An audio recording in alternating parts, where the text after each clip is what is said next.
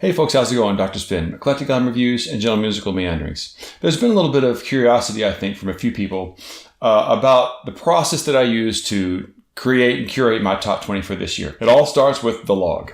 And the log is a Google sheet that I keep. I have a shortcut to it in my phone. And it's a checkbox log. So every time I listen to an album, I check it and mark it. So I can have a pretty good estimation of what I've listened to throughout the course of the year that's new and kind of how many times I've listened to it. And that's a practice I've been doing for the last couple of years. And I started to find after a while that although I would get a pretty good estimation of what I liked over the course of the year by how many plays it got, it wasn't always a fair estimation because albums that I could play in multiple environments would get more hits. So for example, if it was an album that I could listen to at home and in the car, well, that'd be twice the hits. So it was always helpful, but it wasn't ended up being a good estimation of exactly what I liked and what was the best albums throughout the course of the year, just the things that I happened to listen to the most. And this year, the big thing that was different was that in October, the beginning of October, I put together this big elimination bracket.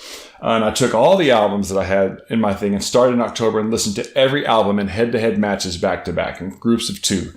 And the first tier was all albums that had less than 5 listenings. So if you had any album in my log that I'd listened to less than 5 times over the course of the year, those all went to head-to-head against each other in the first tier. And the second tier was a combination of albums that made it through the first tier and albums that I'd listened to more than 7 times throughout the course of the year.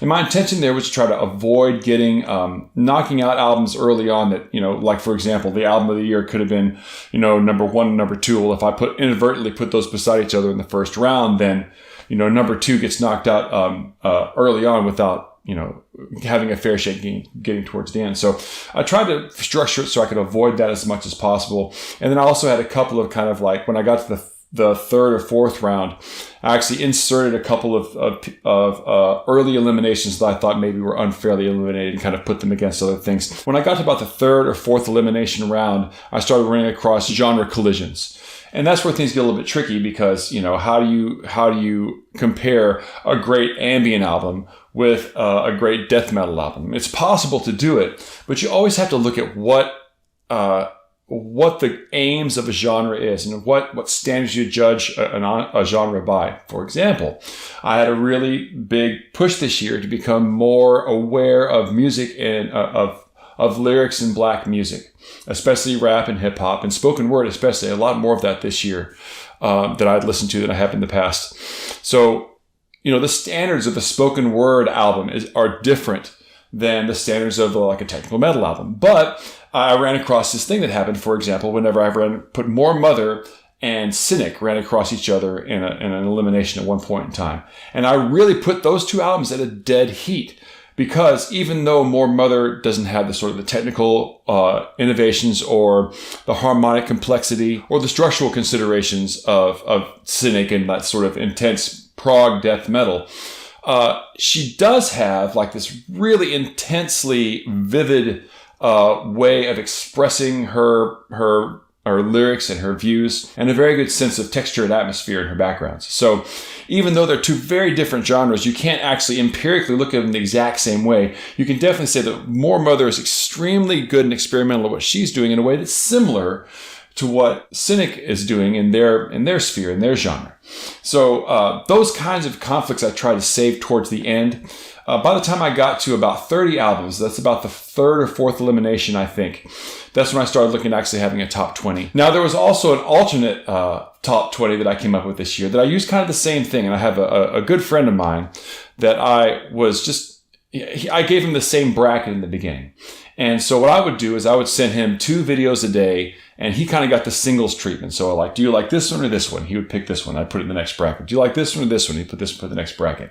And although that doesn't exactly do the same thing as having, comparing album per album beside each other, it was an interesting exercise to see how different it would be if you look at it just as kind of a person who's hearing some of this music for the first time and just listening to one song off the album. And it produced a lot of different results, partially because his tastes are, of course, different than mine, but also because he would only get snapshots of albums, and I would have an opinion that might be different because I'm looking at a full album situation. Then whenever he got to the last couple of tiers, rather than have him rank them, I went to Rate My Music, and I took his top 30 albums and just rank them according to their rankings and Rate My Music. And got very different results. But actually, in some ways, if you look at that particular top 20, I wouldn't even argue with it. There's some things about that top 20 that's very compelling. It just wasn't exactly what I came up with. So point being is that the system is flexible enough, I think, to allow for different perspectives. Even though I've only been doing video version of this for the past couple of years, I've been doing a written blog on music for almost coming up on 10 years now. And this is like a process that's sort of been refined over the course of the last decade or so. And there's might be an argument that's made that, this affects the way that I listen to music, perhaps negatively. But for me, I'm a compulsive music listener. I like to listen to music at almost every spare moment that I have. And it gives me structure. It's all for fun. And it's all just a way for me to greater appreciate the music that I listen to. So I'll be coming at you guys with one of the first of the roundups for 2021 very shortly. But until then, I'll catch you guys on the flip side.